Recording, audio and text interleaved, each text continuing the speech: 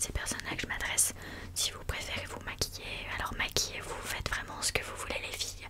Moi je m'adresse vraiment à celles qui ont envie de pouvoir sortir démaquillées, de s'assumer démaquillées et de se trouver belle évidemment.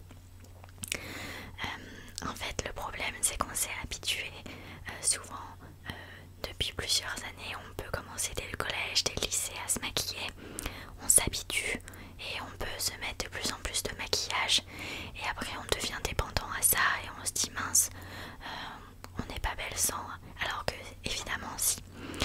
Là je suis maquillée mais je vais me démaquiller pendant la vidéo.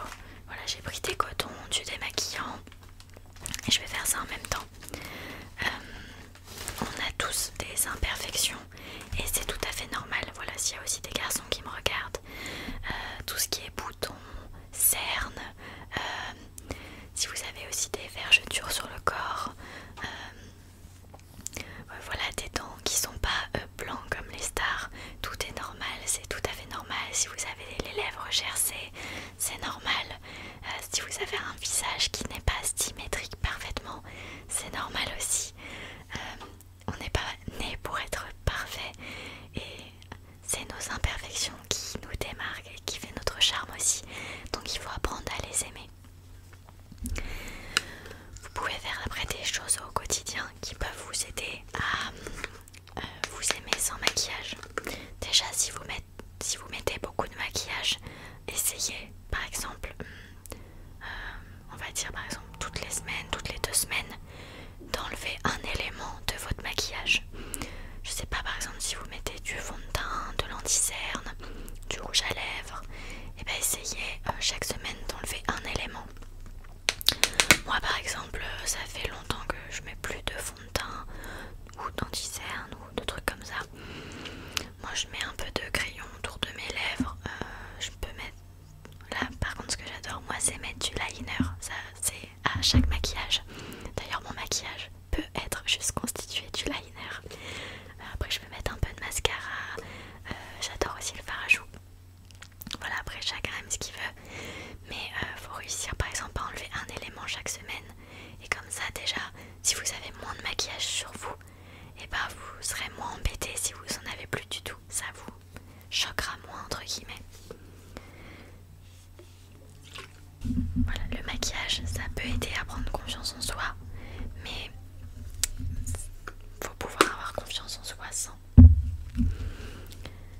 Vous pouvez, j'ai déjà dit dans mes vidéos, mais il y a des petits exercices tout simples pour apprendre à s'accepter, à se trouver belle, beau. C'est de se le répéter tout simplement chaque jour à la forme affirmative et pas négative car le cerveau ne le comprend pas. Ne dites pas je ne suis pas moche, mais dites je suis belle. Et vous le dites chaque jour. Vous allez devant votre miroir le matin, vous vous regardez, vous essayez d'y croire le plus possible et vous vous dites que vous êtes belle. Vous vous dites, vous le répétez et vous allez finir par vous convaincre vous-même. Le plus important c'est de vous aimer vous. C'est pas important si 1 ou 10 000 personnes vous trouvent belle, beau. Le plus important c'est vous-même. C'est le plus important. Parce que si 10 personnes vous disent que vous êtes belle, mais que vous n'êtes pas convaincu, ça sert à rien. Le plus important c'est vous. Et le plus important c'est vous parce que si par exemple il y a une personne un jour qui vous dit t'es moche ou qui vous fait une critique ou qui vous dit ah c'est pas beau ce que t'as sur le visage là, ah c'est quoi ces boutons, ah c'est quoi ce nez, ah c'est quoi ça, c'est quoi ci, mais merde en fait vous les emmerdez. Ils ont pas à critiquer ce que vous êtes, ils ont pas à critiquer votre physique, ils ont pas à dire leurs mots tout simplement. Donc c'est important de s'aimer soi pour que si on reçoit ce genre de remarques, ce genre de critiques, pas d'être au-dessus de ça et de se dire mais le mec, la meuf, c'est si petit de faire une remarque là-dessus et ça vous touchera pas. Parce que bon, critiquer sur le physique franchement, je pense que c'est juste un manque de confiance de la personne d'en face quand ça arrive. Parce que je vois pas pourquoi critiquer une personne qui a rien demandé, ça sert vraiment à rien. Mais bon, comme je vous ai déjà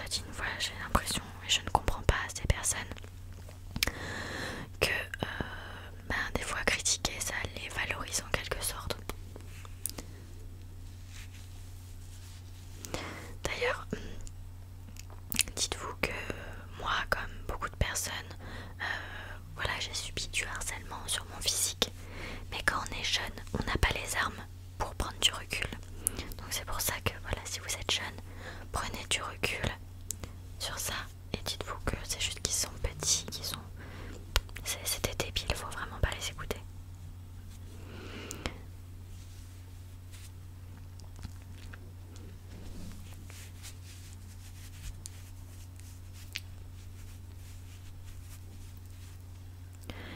Donc voilà, le premier conseil que je peux vous donner, c'est de vous répéter chaque jour que vous vous trouvez beau, que vous vous trouvez belle. S'il y a des choses que vous aimez pas chez vous, et ben faites de ce défaut, transformez-le en quelque chose de positif, transformez-le en quelque chose qui fait votre charme. Par exemple, dites-vous que certains complexes parce qu'ils ont un nez, vous savez, qui fait un peu comme ça. Mais putain, et je vous jure, ces personnes-là, elles sont magnifiques, elles ont un charme de fou. Franchement, assumez ce nez qui est magnifique, il fait tellement, c'est tellement charismatique. Et je comprends pas pourquoi ces nez-là sont clashés dans tous les sens. Et qu'aujourd'hui, c'est que le petit nez qui est genre waouh. Il y a plein de nez magnifiques, il y a plein de bouches différentes magnifiques, de yeux magnifiques, de formes de visage magnifiques. Il faut juste s'aimer soi pour que ça ressorte en quelque sorte.